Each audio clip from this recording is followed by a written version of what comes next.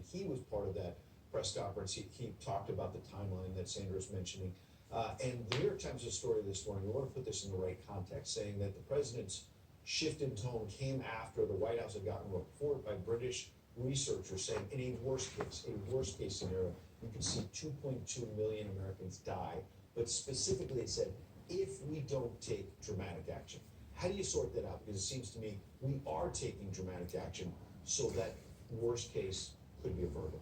You know, and I agree with that, and I think this worst case can be averted, A, and B, I think it lit a fire on the situation, which we need to really ramp up our response. We already have a national emergency. But one of the reasons I don't always go with these mathematical models is, I'll tell you what it's not taking into account. The denominator. We don't know how many people have this virus. It could be that there's a lot of mild or asymptomatic cases around. Not just here. Let's take China, for example. Why are the cases slowing to a stall in China? It could be because there's a lot of unseen immunity that's emerging. Now, that takes a while in a pandemic because no one has immunity to begin with.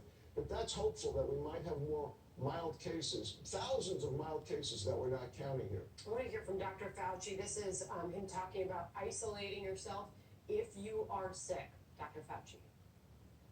If you are positive for the infection, if you have coronavirus, it is less how you feel than whether or not you're still shedding virus. So the general issue about letting people out of a facility, who, for example, a hospital or whatever, who have been infected, you need 2 negative cultures, the same way that was just described, 24 hours apart. Interesting information there. Dr. Final